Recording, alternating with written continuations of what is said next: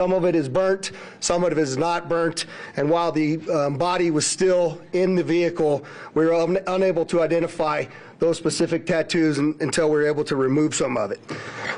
Secondarily to that, there's also a surveillance photograph that we obtained of our subject in Colorado wearing that very distinctive brown jacket. You'll see that a little bit later here in some of the photographs that one of the assistant sheriffs is going to talk to you about. There's also a lot of conversation that I hear out there about the fact that the identifications, the credit cards, and the number of things that I provided to you previously did not show up as burnt in the explosion in the vehicle. And so I did think it was important for me to address a couple of those issues so you understand where we're at. That's a photograph of the wallet. It's a leather wallet. Clearly it's burnt up pretty well. However, that wallet was found in the back seat under some debris in the vehicle, and it contained, you'll see in this photograph, the credit cards, a photograph, and a number of other pieces of identifying information. The military identification that I initially told you about was also located within inches of the wallet. And you'll see much of this stuff does have some burn damage on it. The passport that I described to all of you was found in the back, in the bed of the truck under debris as well, and you'll see a photograph of that in there. I also had mentioned to you that we were going to be doing dental records to identify the subject in the vehicle. The Department of Defense provided those dental records to us. We then forwarded them to the coroner, and the coroner also provided a positive identification for us. Finally, we had also requested DNA from the family, which was provided to us, and it matched to our suspect. We then, of course, had now confirmed fully his identity to you. There has been, again, a tremendous amount of investigative effort that has been conducted now, and I'm going to introduce to you Assistant Sheriff Dory Corin to go over some of the extensive investigation that has occurred. Dory? Good afternoon. I'm Assistant Sheriff Dory Corin. I oversee our Homeland Security and Investigative Services Group, which includes our counterterrorism unit that's been working around the clock on this investigation. I just want to briefly share a few updates on some key areas to include the operational activity that led up to this incident, a little bit of information on the post-blast investigation as we know it today, and then finally some of the information that we're discovering most recently about motives and plans to give you some insight on why this individual committed the act that he committed. To begin just with the operational activity, the sheriff yesterday talked about the route that the suspect took to get to Las Vegas. We used a lot of this information to be able to track down video surveillance footage around different locations, as well as financial records, as well as call data records, as well as looking at the Tesla charging stations to be able to determine exactly which route the individual took, but more importantly, that it was the individual that we've identified, as well as the only individual in the vehicle during the path that he took to Las Vegas. As you'll see here in this video here at one of the charging stations, is just one example. You'll see our suspect here. He'll exit the vehicle. He'll walk around the vehicle at different times. At one point, you're going to see that he opens the door of the vehicle, he retrieves a coat, he puts that coat on, and you're going to see that at different parts to include the photo that the sheriff talked about just a few minutes ago. We use this video information as well as what I said earlier about the financial records in terms of purchases being made with different credit cards, call data records, a video canvas at multiple locations, trying to use all of that to corroborate that the individual that we've identified is the same individual that drove that Tesla during that route that we've identified to Las Vegas. In addition to that, we also talked about the phones that were recovered. There were 2 phones that we recovered from the vehicle. Both phones were damaged. We are still trying to access the data in one of the phones, but we have been fortunate, and our team, which is second to none, has done a really good job accessing the data in one of the phones that was recovered. You can see the phone here in the vehicle. It's very burnt from the outside. You can see another image here. But we're able to take this phone and be able to extract the data using a variety of different tools. And in that, we've identified a variety of information, but one thing in particular is there was an application in there that the suspect used to take notes. In that application, one of the notes is titled Surveillance Log by the Suspect. It appears to be more of a journal of activity. It dates for about 10 days leading up to the incident, from December 21st to December 31st of this past year. In that surveillance log, or as we would like to call it, a journal, because it's more of a diary of activity that he's conducting, we identify multiple locations that match what we have in the route. We identify activity that we've matched. So, for example, him purchasing firearms, him purchasing camping equipment or other types of equipment that were used in this incident matched what our data showed in terms of the route and the video surveillance we were recovering along that route.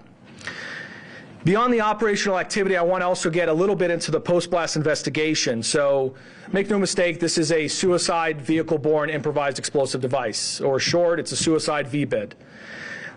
We know also, as mentioned by the sheriff yesterday, there was a self-inflicted gunshot wound by the suspect. The coroner was very specific in their examination. It was an intraorbital gunshot wound, which essentially means that the suspect put the firearm in his mouth and discharged the gun, and ultimately the round came out to the left side of his head. In addition to that, in terms of our assessment of the post-blast to confirm that he's the only individual involved and the only individual in the vehicle, we did a variety of video and photo comparisons to match the clothing. So if you look here, for example, this is a video in Las Vegas, and you're going to see in a moment here where he parks the Tesla truck, he comes out, and you're going to see some descriptive clothing that matches some of the other video that we've recovered along the route. Please keep in mind, this is a very extensive investigation, so there's a lot of content for us to review and examine. We're just showing examples and samples as we get them. There's more information as we go through it. But in this video, you can see even the distinctive jacket that he is wearing in that vehicle. The other thing that's important is the sheriff mentioned yesterday that Tesla sent to us engineers to come to Las Vegas to help us extract data from the vehicle. Thanks to their support, we were able to extract an SDMI chip from the Tesla vehicle, and Tesla was able to confirm to us using the data from the vehicle that the vehicle was not in full self-driving mode at any time during this incident. Finally, the last category just to touch on is motive, which I know everyone is very eager to try to understand and be able to explain what happened. I'll reiterate what the sheriff said is we still have a large volume of data to go through and a lot of content to go through. As you know, with any one of our devices, there's thousands, if not millions, of videos and photos and documents and web history and all of those things that need to be analyzed. But with that, just as a preview for as we get information, we're trying to be as transparent as possible. There were a couple pieces of content we thought were important to share for now. One is in the note application. He seemed to have two letters. One letter in particular, as you can see here, this is an excerpt from that letter. He says, fellow service members, veterans, and all Americans, time to wake up. We are being led by weak and feckless leadership who only serve to enrich themselves. He goes on to explain a variety of other grievances and issues, some political, some personal, a variety of other things which we will do our best to release very quickly here. But then there's a second letter where there's some more excerpts. This one seems to be dated after the fact in that notes application. And in there, you can read a couple of the excerpts. We are the United States of America, the best country, people to ever exist. But right now, we are terminally ill and headed towards collapse. This was not a terrorist attack. It was a wake-up call. Americans only pay attention to spectacles and violence. What better way to get my point across than a stunt with fireworks and explosives? Why did I personally do it now? I need to cleanse my mind of the brothers I've lost and relieve myself of the burden of the lives I took. I'd like to just also expand on that and understand that these are just excerpts. In there, he does offer additional information that is varying on the spectrum in terms of political grievances, issues about the conflicts elsewhere, not here, domestic issues, societal issues, a variety of other things, including personal challenges as well. We are intending to release those initial letters so people can understand the best they can what the person's thought process was at one point in time. However, please understand there is still a lot more content to go through, and that may change. There may be a lot more information that we recover that explains either more or shows a change in mindset at different times.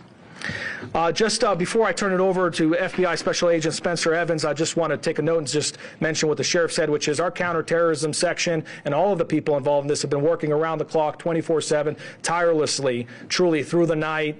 They are second to none, and we really appreciate everything they're doing. With that, turn it over to the FBI. Good afternoon. My name is Spencer Evans. I serve as the special agent in charge of the FBI's Las Vegas division. I'd like to express gratitude for everyone that's here today, and especially the partnerships that Sheriff Corrin just highlighted. It's been seamless collaboration between the FBI, ATF, Army, CID, Las Vegas Metropolitan Police Department. You know, if you walked into one of the command posts and someone's not wearing a uniform, you wouldn't be able to tell who works for which agency, and it's been outstanding collaboration. We do have significant updates that we're sharing with you from an investigative standpoint, but just want to reiterate, as Sheriff Corrin mentioned, there is still a lot of ongoing investigation. We have terabytes of data that we have to analyze. We have outstanding search warrants and subpoenas, interviews that are being conducted around the globe as we try to paint a comprehensive picture of exactly what happened. That being said, we do feel confident that we have a much better sense of how we arrived at the events of the 1st of January and additional information that we can provide. So I'd like to first begin by addressing something that continues to be widely speculated, whether or not there was any connection between what happened in New Orleans on New Year's Day and then the incident here in Las Vegas just a few hours later. Just to be clear, there is no evidence that these two events are connected. The only things that we have connecting them are incidental, what we believe to be coincidental similarities, in that both vehicles were rented through the same service, that they were both subjects served in the military, that they both stayed at an Airbnb, things like that. We've identified no telephonic or email communication between the subjects, no information that suggests that they knew each other, that they ever served in the same unit, that they were ever assigned at the same place at the same time and had interaction, and no witness interviews have corroborated or provided any information that the two events are connected in any way. In similar fashion, we have not identified any connection between this subject and any other terrorist organization. During the FBI's international investigation to date, as I mentioned, we have interviewed family members, friends, the subject's associates, and military members that he served with around the globe. Through these interviews, we've found that the subject held no animosity towards the president-elect. That's something that's also been reported. Investigative steps have discovered, and information from the Army indicates, that he likely suffered from PTSD, and we are also aware that there were potential other family issues or personal grievances in his own life that may have been contributing factors. Again, we're looking into all of that. It's evident that the subject considered, planned, and thoughtfully prepared for this act alone. That's what we believe, and we have no information to the contrary at this point. The FBI has been able to confirm some of this through the utilization of video footage in public areas as he traveled from Denver to Las Vegas. We have video footage that shows that he is alone outside of the vehicle, and that corroborates, again, what Las Vegas Metropolitan Police Department footage has also shown. The FBI, as the sheriff indicated, facilitated obtaining DNA from a family member that was able to be conclusively matched to confirm the subject's identity. As Sheriff Corrin mentioned, although this incident is more public and more sensational than usual, it ultimately appears to be a tragic case of suicide involving a heavily decorated combat veteran who is struggling with PTSD and other issues. Yesterday, I wanted to highlight, I mentioned a tip that was unverified that the FBI had received. Sheriff McMahon will talk about this. It's now floating around there on podcasts.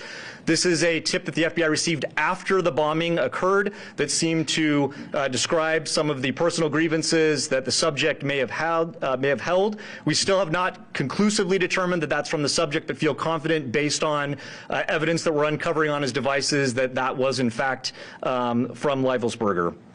I want to reiterate that, prior to this incident, the FBI did not have any information on this subject. He was not on our radar. He didn't have criminal history. There was nothing that we would have been looking into him for up until this point.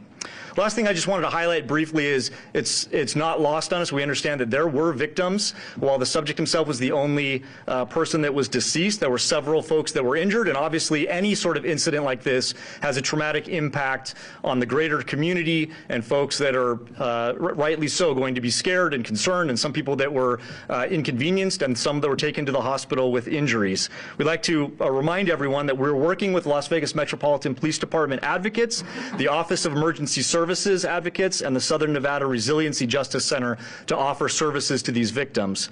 We recognize that there may be victims that are yet unidentified, so for those that might be suffering or otherwise impacted, we'd ask you to reach out to the FBI at 1-800-CALL-FBI, and in similar fashion, caution, as we reiterated yesterday, anyone who has tips related to the subject or this particular incident, please call us at 1-800-CALL-FBI or submit a tip online at tips.fbi.gov.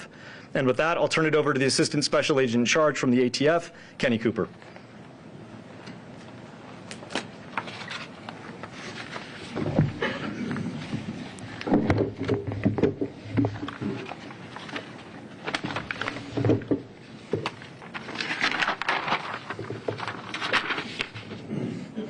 Good afternoon, everybody. My name is Kenny Cooper. I'm an Assistant Special Agent with ATF San Francisco Field Division.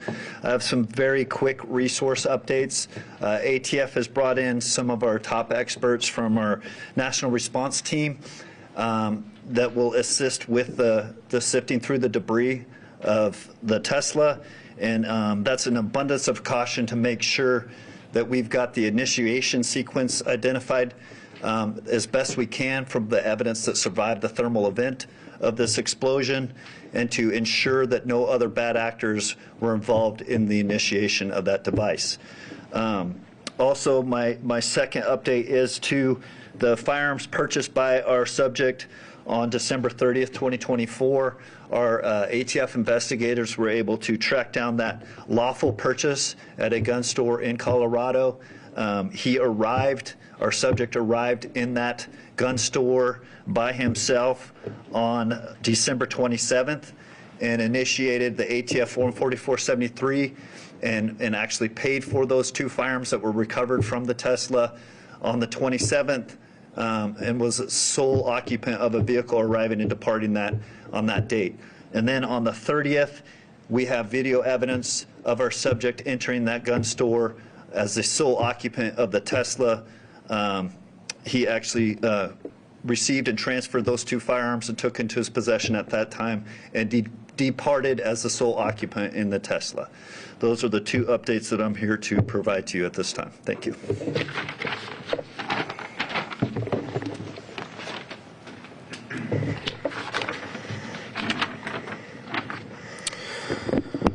All right, with that, we'll entertain a couple questions. If you could, please identify yourself, and we'll go from there. David? David Charnes, KLAS TV. Thanks for taking my question. Sure. Two quick questions. One, the video that you showed of him with the Tesla was able to extract that for you from the device, from the car. The video you showed him walking around and at the charging stations. Yeah, so let me just, the question was, can we, the video that we show, sorry, I was standing back there, so I wasn't sure which one you were looking at, but the question is, the video that we showed at the Tesla charging stations, who provided that to us? I'll let Dory answer that. Without getting too far into the technicalities, there are various components in there that were retrieved. The SDMI card, it was not where the video was retrieved from. That was where we got the data to be able to determine that it was not in self-driving mode. However, Tesla did provide and helped our team be able to recover the thumb drive that records other types of data to include video by the Tesla. And what state is this in? Do we know? Kingman, Arizona. Second question is about the detonation. There's a lot of questions. How was he able to die by suicide and set this off? Can you just in very basic terms explain how that could happen to kind of stop these conspiracies that he's not? Yeah, so the second question is how are we able to explain the detonation versus the suicide? And we just believe it to be simultaneous at the time of the detonation. But again, that's why the ATF's bringing in the SABTs from outside to look at what that sequence was for the initiation of the explosion as well. And you know, it's very difficult to see inside of those Teslas, even with the camera angles that we have. And so we still remain challenged on finding some of that exact timing on all of that. Go ahead. Hi, Stephanie Price, Fox News. Hi, Stephanie. Hi. We're seeing reports that he had another alias as Matt Berg and went on a TV show in 2013. Have you guys been able to confirm that? So the question is if we knew of a alias of Matthew Berg and he had been previously on a television show. We've seen that reporting but have not verified that reporting. Behind you. That's Kevin Nyes with NBC News. How would you describe his state of mind in these final days, given everything that you read from his notes app and the manifesto that you see that you referenced going around in the podcast? Have you guys been able to rule out that it was not for him, or is it still up in the air that it could have been from him? So the question is, how would I describe his state of mind in the manifesto that was described on the podcast? Have we been able to determine whether that was from him or not? And I'll answer the first part is, I'm not comfortable giving you state of mind just yet. I certainly am leaning a particular way. But again, I'd like to be factual to you. I think when you read the documents that we're going to give you a link to at the end of this press conference, that you can go in and make some of your own assumptions about what that is. But I will tell you that part of my hesitation on that is, I know that we have a lot more documents and number of things for us to uncover, and so I want to be able to provide to you only the factual information when I have it, and so I'm not going to opine on what I believe his state of mind was at that particular time, but certainly you can see some troubling aspects in his personal life as well. And I don't know if you want to address the second part, Spencer. Yeah, so in terms of the so-called manifesto that's circulating online, we have strong evidence to suggest that it was the subject that wrote it, but we haven't conclusively proven that yet. And that evidence relates to other evidence that we're finding that we're able to compare that lead us to believe it was in fact him who sent it. J1? Do you have an update on... Is it J1? Yes, J1 Okay. from 13. Do you have an update on the conditions of the other people who were injured? The question is, do I have any updates on the conditions of the people who were injured? And I'm told that they're all relatively minor injuries, and they've all been released from the hospital. Kristen Drummond with News 3. As you were showing us these excerpts, can you say why definitively he chose the Trump International Hotel and why he decided to come here to Las Vegas?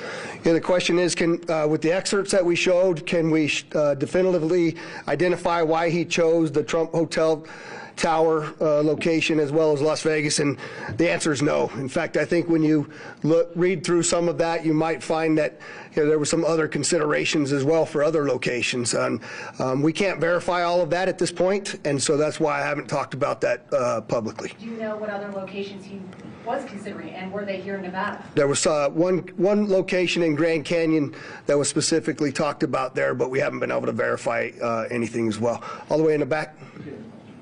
Berenice Zúñiga with Univision Las Vegas. Thank you for taking my question. In regards to what happened in New Orleans, I know that you guys mentioned it's a coincidence, but what main evidence makes it different to what occurred over there? That it's not being considered a terrorist attack here. So the question is why don't we consider what happened in New Orleans and what happened in Las Vegas connected? And the simple answer to that is we don't find anything to actually point us in that direction. There are those coincidences that we have spoken very openly about, but we have not found throughout this entire investigation anything that ties the two attacks directly together. Go ahead in the back. Were you guys able to identify the type of explosives that were in the vehicle and where he would be able to find those? So the question is, were we able to identify the types of explosives that were in the vehicle and where he was able to find those? There's a mortar-type fireworks in the back of the vehicle, some camping fuel, and we do know that it looks like from that document that we're going to provide to you that he may have stopped outside of a location in New Mexico and obtained those fireworks legally. But that is another aspect of the investigation that continues. Hi, Noble Brigham with the Review. Hi, Noble. Thanks for taking my question. We've heard that the suspect wasn't opposed to President-elect Trump. Do we know anything about what his political views were? The question is that we know that we've said that he was not opposed, the suspect was not opposed to President-elect Trump, and do we know what his political views are or were? There's a variety of different reporting out there, Noble, on what that is and some of the people around him and what their particular political views were. I think when you read some of these documents, you'll see that he actually calls it a stunt in one of these documents that we're going to release to you, that he was trying to get the attention of the American people because he was upset about a number of different things. But I'll let those writings speak for themselves. I'm not conclusively telling you anything about his political affiliations at this point, but I think that's more to come on that. Sir? Anders Gutierrez with CBS News. Talk to us about you have an individual who is obviously struggling with mental health here, a member of the military service. There are others out there who may be struggling with this, a lot of mental health issues here. When they read these letters that you're about to release, how do you quell others who are struggling with the same from carrying out and seeing this as an inspiration? How do you quell the copycats out there?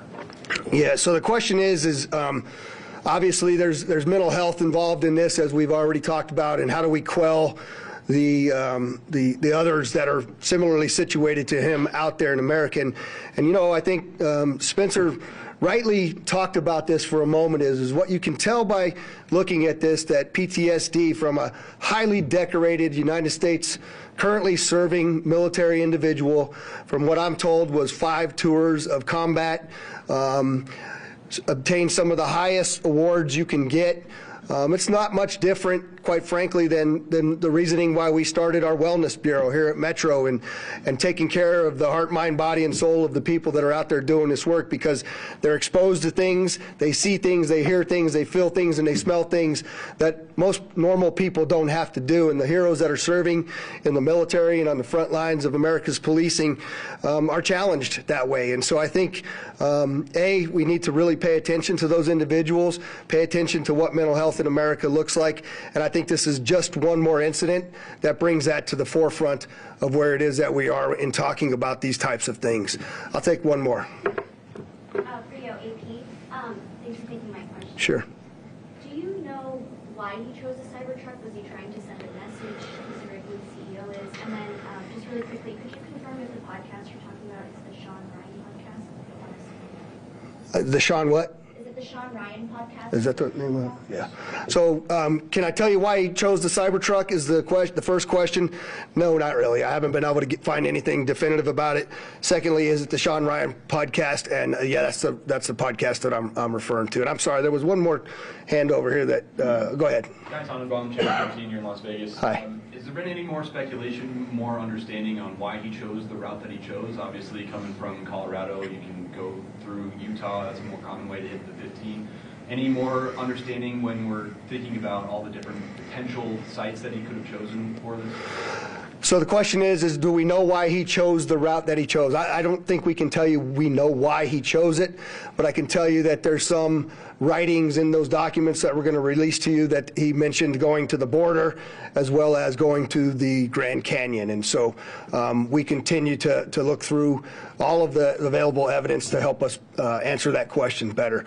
And with that, I'd just like to again thank you all for the great work you're doing in helping us get this story out. And obviously, as we get additional information, we'll push it out to you. Thank you very much.